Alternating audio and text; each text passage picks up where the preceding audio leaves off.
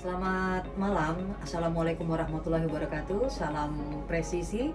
Jumpa lagi bersama saya Kompol Nurjana di Warung Kopi Humas Presisi, Podcast Bit Humas Polda Papua. Saat ini bersama saya telah hadir Kompol Suheryadi SH SIK MM. Pak, selamat malam Bapak. Selamat malam. Sehat juga? Alhamdulillah, sehat Oke. selalu. Beliau adalah merupakan Kasubdit 1 Kamnek di Reskrim Polda Papua. Betul, Benar? benar. Oke. Tapi saat ini Pak, kita berada di sini, kita akan bincang-bincang tentang peranan Gakumdu dalam pemilu ini. Oh, iya. Nah, Bapak, kebetulan Bapak kan sebagai apanya nih Pak? Sebagai koordinator penyidik. Nah, ini kebetulan Koordinator penyidik. koordinator penyidik untuk Polda Papua ya Pak? Sentra Gakumdu Provinsi. Sentra Gakumdu Provinsi Papua. Baik, Bapak, topik kita memang hari ini tentang masalah peranan Gakumdu. Tapi sebelumnya mungkin Bapak bisa langsung perkenalkan dulu, biar pada tahu yang mana sih yang mengelola tentang penanganan tindak pidana pemilu di Polda Papua. Silahkan. Baik, terima kasih Bu atas waktu yang diberikan kepada kami. Nah, sebelum kita lanjut untuk diskusi dalam podcast ini, izinkan saya memperkenalkan diri terlebih dahulu. Nama saya Kompol Suheryadi SH SIK MM.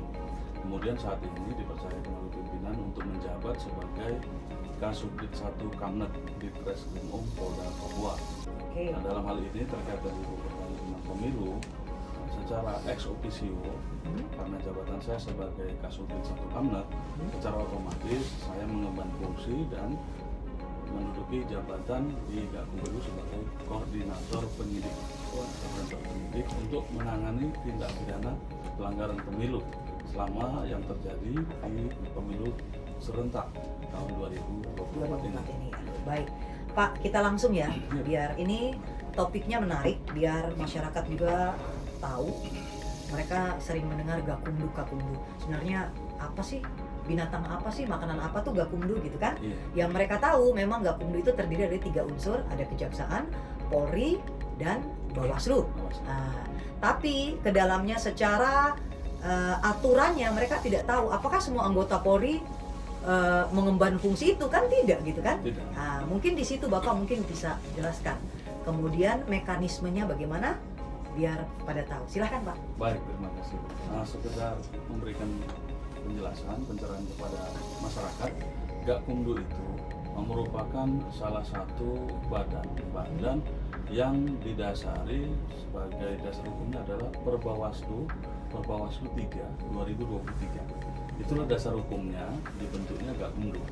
2023 Pak. 2023. Baru dong. Baru. Oh, gitu. Itu adalah perubahan Perbawaslu yang sebelumnya. Perbawaslu yang sebelumnya adalah Perbawaslu 7 2017. Nah, itu yang saya Ya. tahu 2017 gitu Betul, Pak. ya. Ya, pemilih itu. Oh, Nah, gitu. itu ya, kemudian ada perubahan-perubahan. Perubahan-perubahan itu terkait ada komisioner, jumlah anggota Gakumdu. Nah, itulah dirubah sehingga terjadi perubahan Bawaslu dari 7 2017 dirubah menjadi 3 2023. Itulah dasar hukumnya. Kemudian seperti yang Ibu sampaikan tadi, benar sekali. Ya, sentra Gakumdu itu terdiri dari 3 unsur. Ini merupakan lembaga satu atap yang terjadi di Kayak samsat dong Pak ya. Betul. Satu atap kayak samsat. Satu atap yang terdiri dari 3 institusi, 3 lembaga.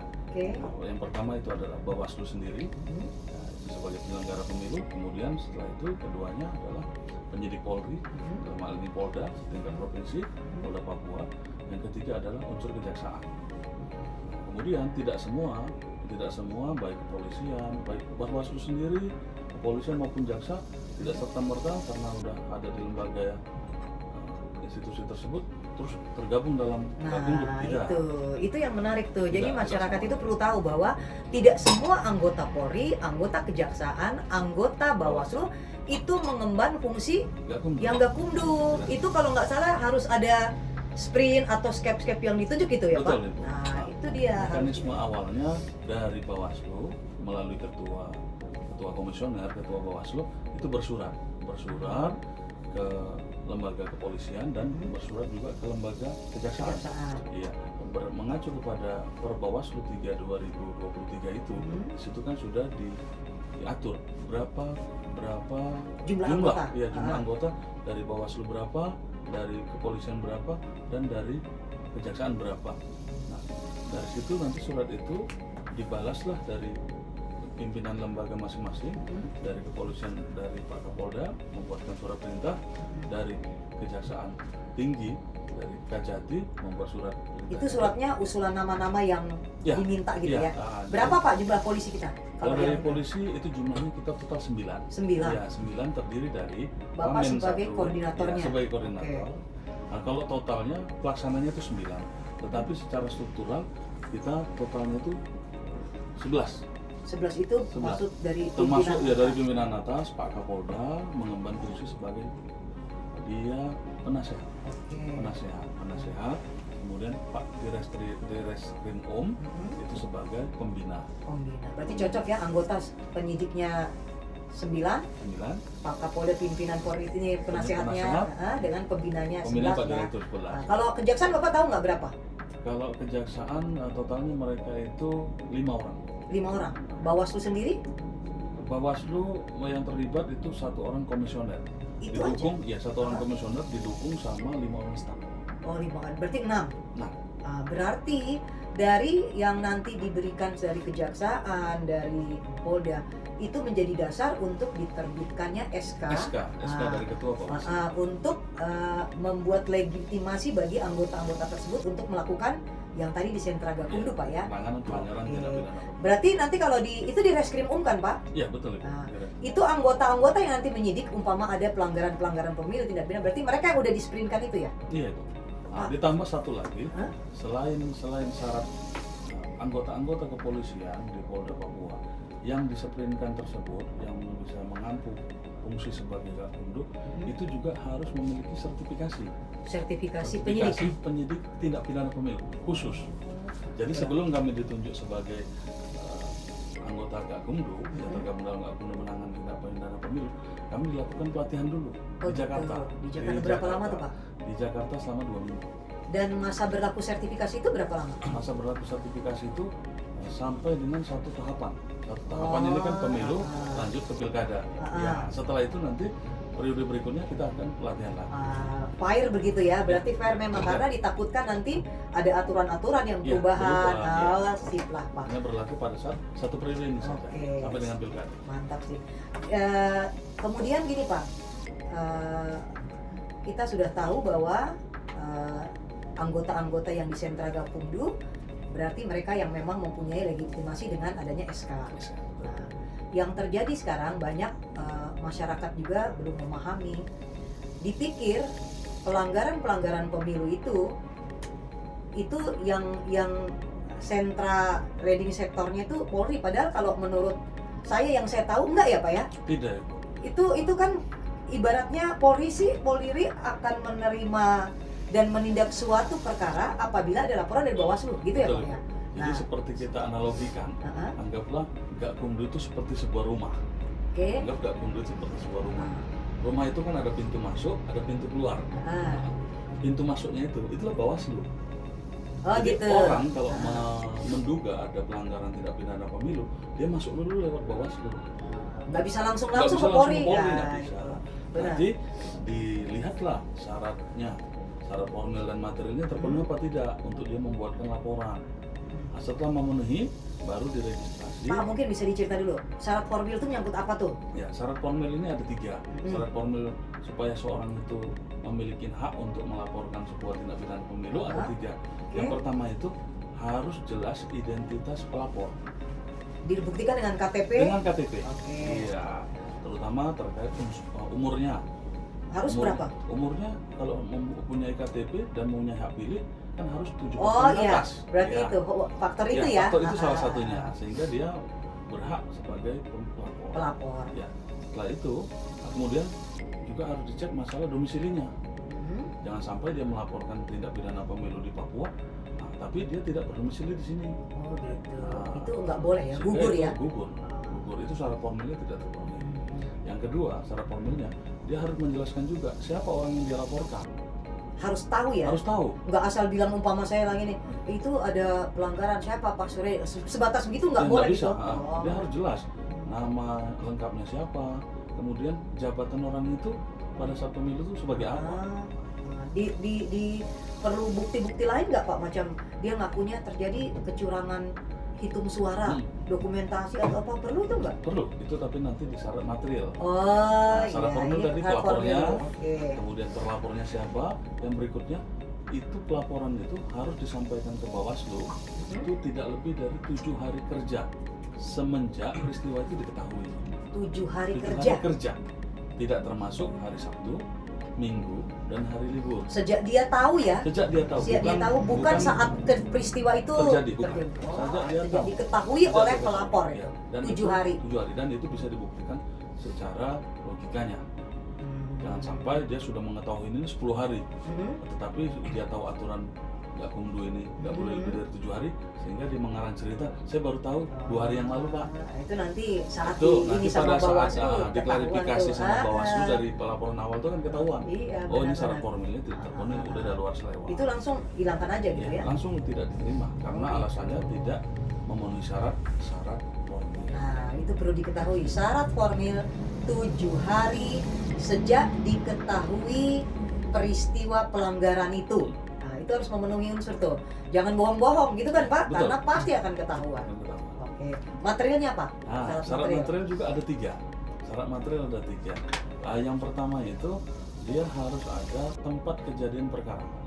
Tempat kejadian tindak pidana pemilu itu harus jelas lokus deliktinya. Lokus deliktinya artinya orang yang bisa melaporkan itu adalah di Bawaslu setempat tempat kejadian itu.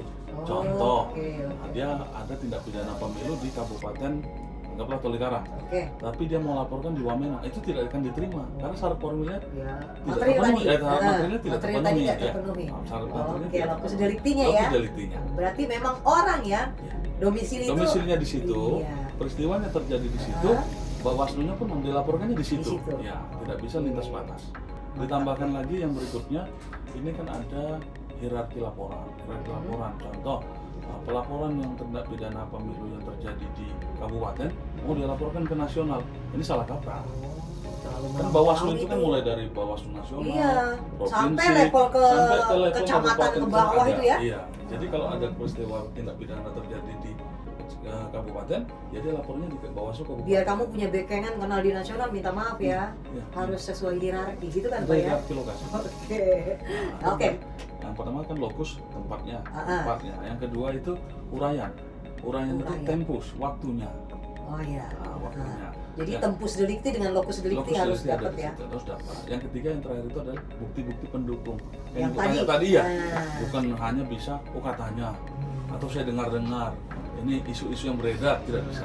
Harus ada dokumen-dokumen pendukung yang menguatkan laporan pelapor tersebut. Oke.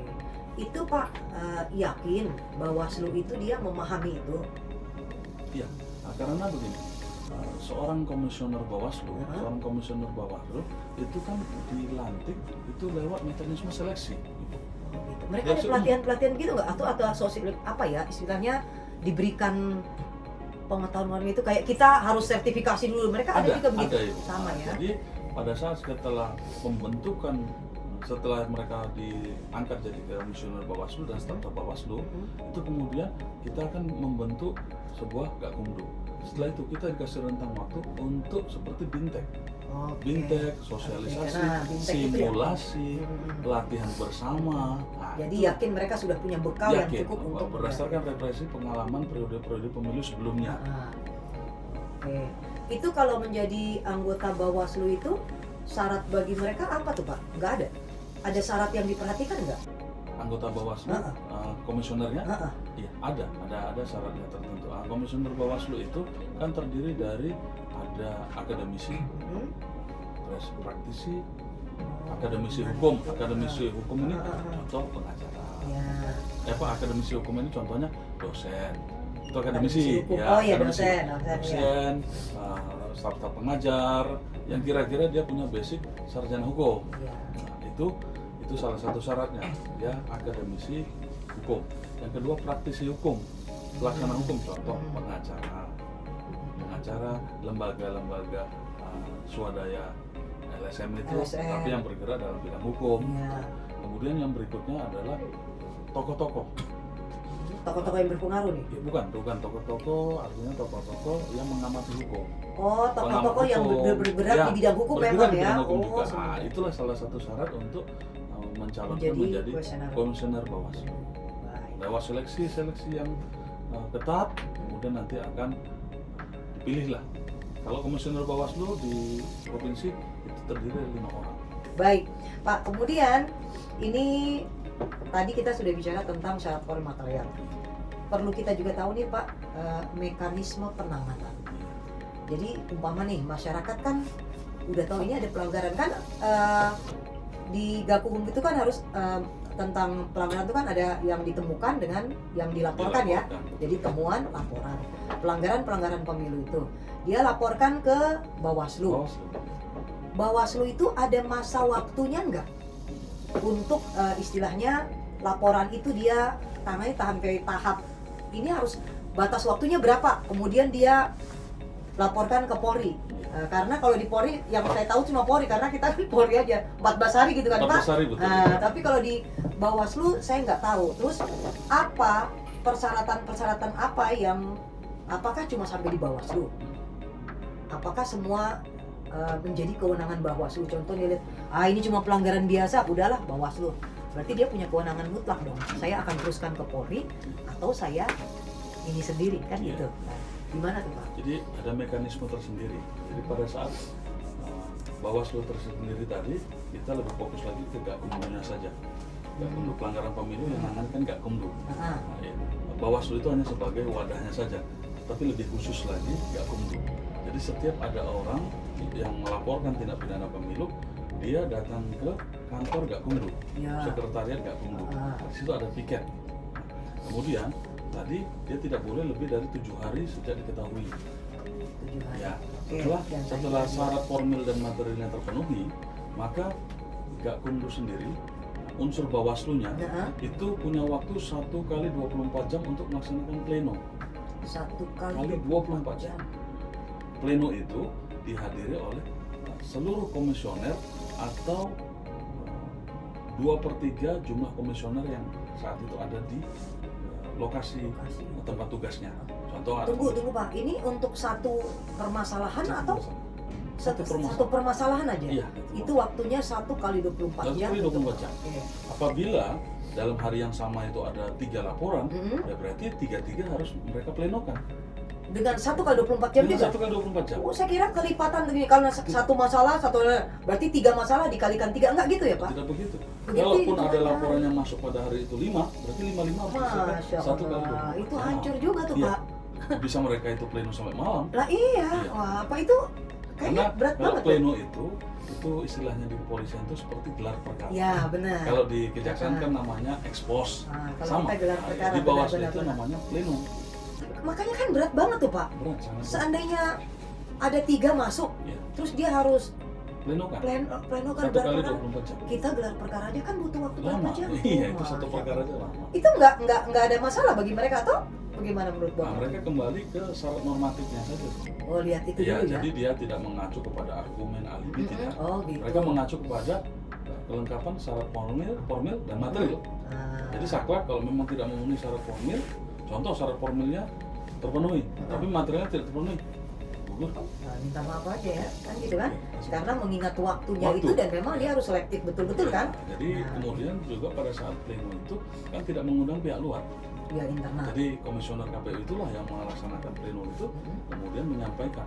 Tentu dari divisi penanganan pelanggaran, dalam hal ini Pak Amandus Situmorang, dialah yang menyampaikan, dia yang paparan. Ini ada laporan begini, kemudian mereka bahas syarat formil bagaimana, syarat material bagaimana, terpenuhi, oke yang ini kita registrasi. Kemudian yang kedua, tidak terpenuhi syarat, berarti ini tidak dilakukan kita batalkan. Mau ada 3, mau ada 5, tetap waktunya batasnya adalah 1 kali. Itu untuk mereka gelar. Itu gelar pleno. Dia mau Sementara untuk yang ditangani Bawaslu, batas waktunya berapa tuh Pak? ya, nah, yang ditanganin itu kan berlanjut dari gelar dianggap terpenuhi syarat formil material 1 kali 24 jam. Setelah itu 24 jam berikutnya kita akan lakukan pembahasan namanya. dengan orang-orang Pembahasan yang sama. melibatkan 3 unsur. Ah ya tuh, berarti kalau tadi cuma Bawaslu. Jadi Bawaslu aja doang, pleno, 1 kali begitu 24 jam. pembahasan, Pembahasan 3 unsur Gakumdu tuh 1 kali 24 jam juga. 1 kali 4 juga. Iya, kita harus memastikan. Terhitung selesainya pleno tadi selesai kan? pleno, Ah. selesai pleno itu namanya kan pleno itu dia kajian awal. Mm-mm. Nanti produknya itu namanya kajian awal. Hmm. Kajian awal di situ terpenuhi syarat formil dan material, Hmm. sehingga mereka sepakat untuk diregisterkan, dicatatkan di dalam Berarti ya, laporan. berarti ini yang nanti diangkat nih ya. Ya. Nah, setelah itu dinyatakan diregisterkan, baru besoknya akan disampaikan undangan. Mm-mm. Undangan untuk melakukan pembahasan terhadap 3 unsur. 3 unsur itu. 3 unsur. Kami hadirlah di situ. Dari Bawaslu, Kepolisian Penyidik, dari Kejaksaan JPU, kita hadir semua. Kemudian yang memaparkan adalah unsur dari Bawaslu-nya. Bawaslu yang tadi. Iya. Kami tadi malam sudah melaksanakan, atau kemarin sore sudah melaksanakan pleno.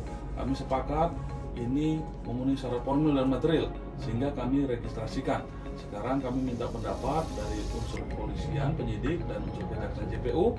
Apakah ini layak untuk kita naikkan ke penyelidikan? Kemudian nanti kita setelah semua sepakat akan kita tuangkan dalam berita acara. Berita acara pembahasan.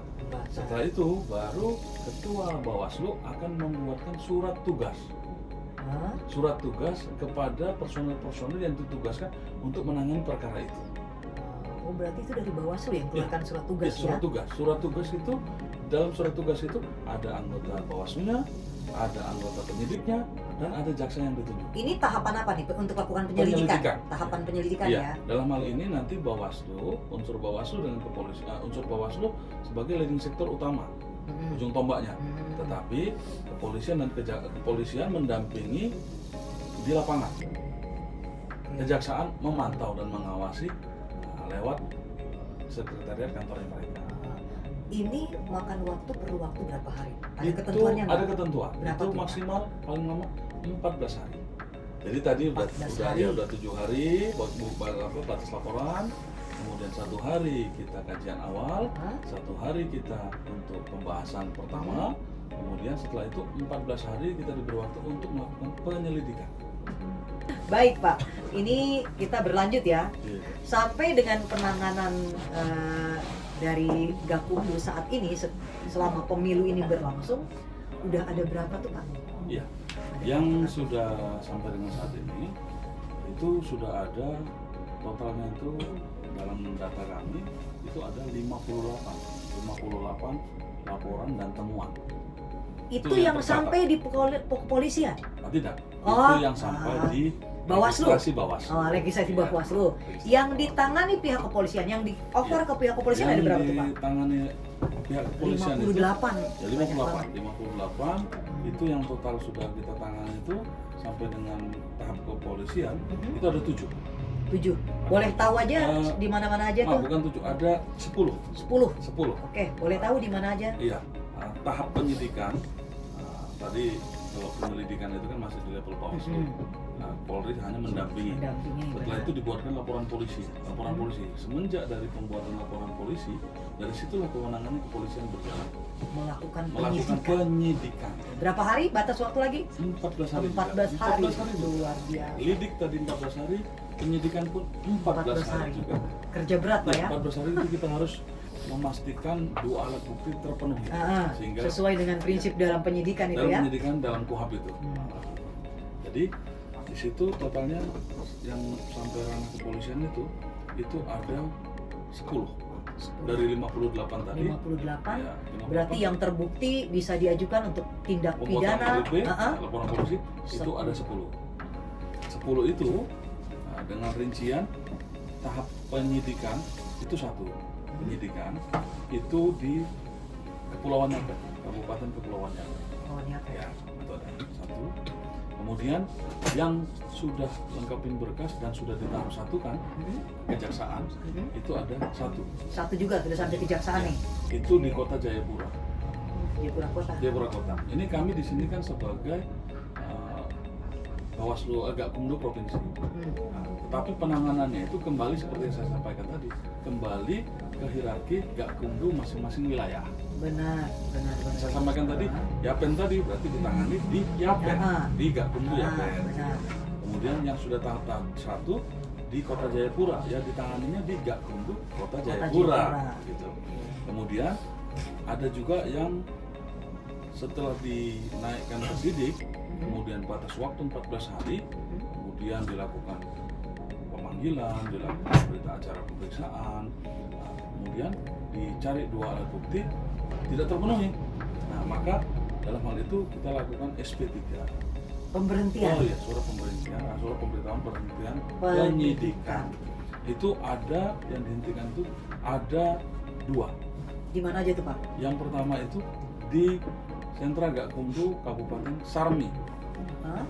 Nah, ini sangkaannya adalah kampanye melibatkan anak di bawah umur.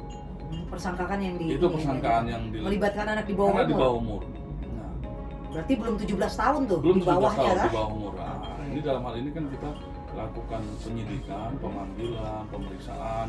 Nah, itu dianggap tidak cukup bukti. Oke. Ya, karena anak di situ bukan merupakan peserta yang ikut kampanye. Gitu.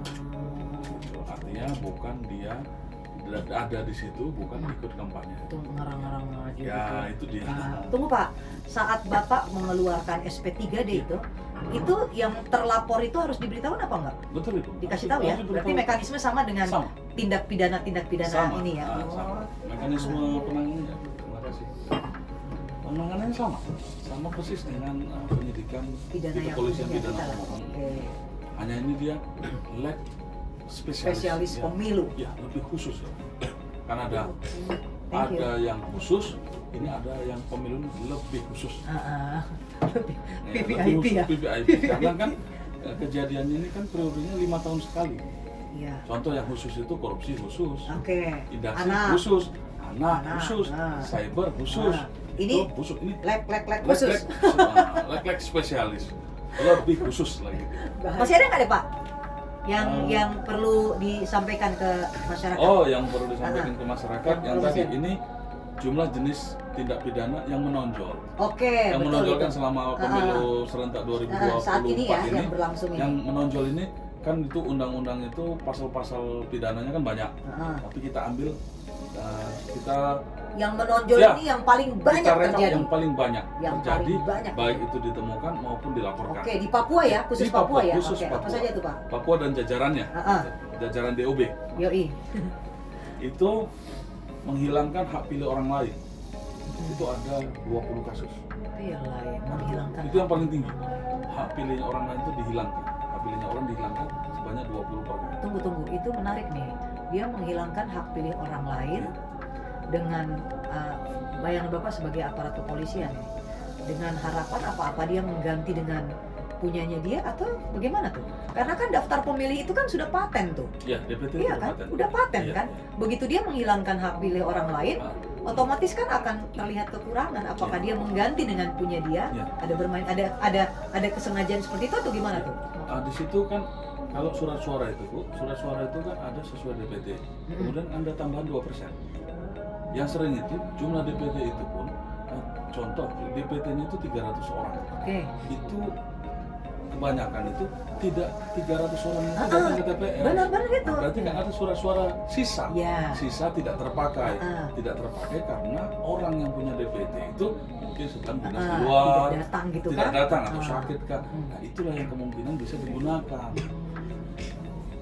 Berarti itu kan harusnya haknya orang yang tidak datang itu, tapi digunakan sama orang lain. Makanya Ini nih kasus yang tadi tuh. Nah, inilah pasalnya. Ketahuannya di mana tuh Pak? Ya, ketahuannya itu nanti pada saat kita lihat daftar hadir. Oke, Ya, benar gitu. absensi tuh. Ya, absensi. Oh, ini nggak Ya, datang ini yang kok absen ada kan, mana? ini yang absennya orangnya bukan orang sini, bukan DPT sini. Kenapa dia coblos juga? Oke. Contoh daftar hadirnya 200 orang, tapi surat suara yang di dalam kotak 250. 250. Berarti 50-nya 50 ada siluman dari ukaukan. mana, Iya, gitu. siluman ukaukan yang muncul. Iya. Oke, Nah, terus yang berikutnya, berikutnya membuat keputusan yang menguntungkan atau merugikan peserta pemilu. panitia nih. Ya, panitia atau pejabat. Pejabat mulai dari kepala desa, Oke, itu kemudian yang bupati, perlu ya, kepala dinas pokoknya. Panitia pada Ya, saat mereka di situ betul. kan. Nah, itu ada 11 perkara. 11 ya, 11 Pak. perkara yang dilaporkan. Yang berikutnya money politik.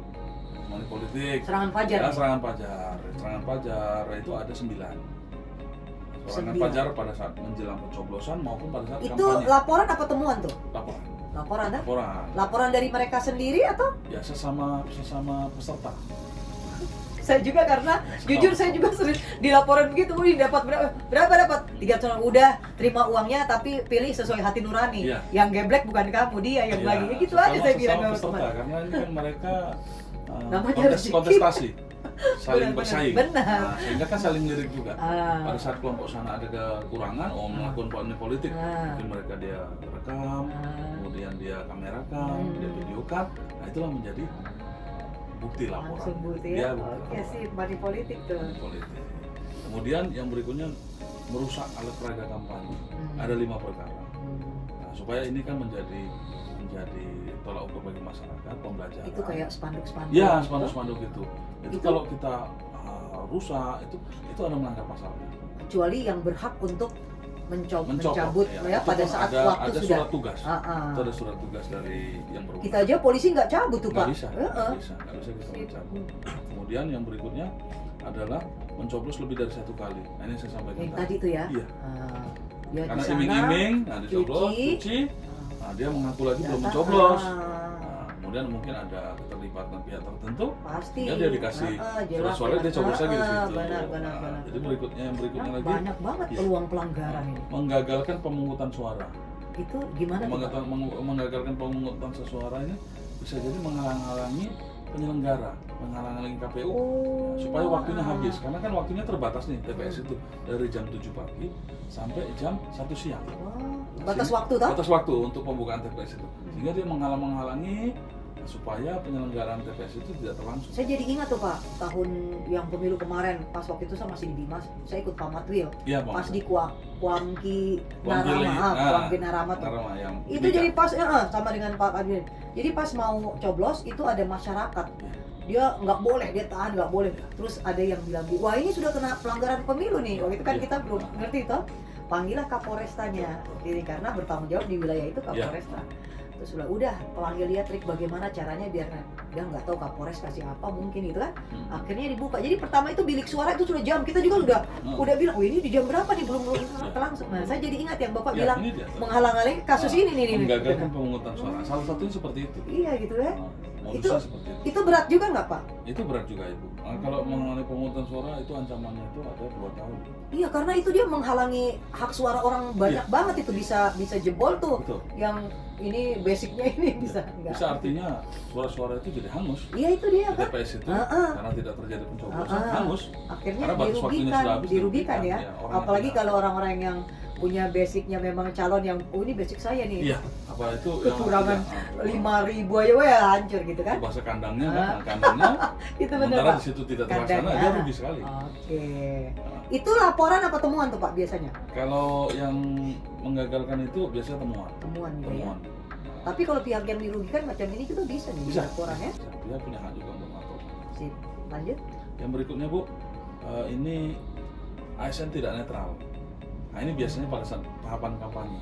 ASN Ya, tidak netral. ASN tidak netral. Contoh berfoto untuk ada seperti Waduh. jari-jari tertentu. Itulah yang jadi Oh, itu. kadang kita juga jadi sasaran tuh Ya, Pak. atau Makanya mungkin ngumpulkan teman-temannya. Jangan lupa ya coblos ini. Ah. Kemudian ada yang memvideokan. Nanti kayaknya lemah tuh ya. Hah? Lemah. Ya. Agak lemah bisa beralibi. Tapi kalau ada videonya Ada videonya. langsung bisa. Buktinya gitu kan? Iya betul. Atau foto.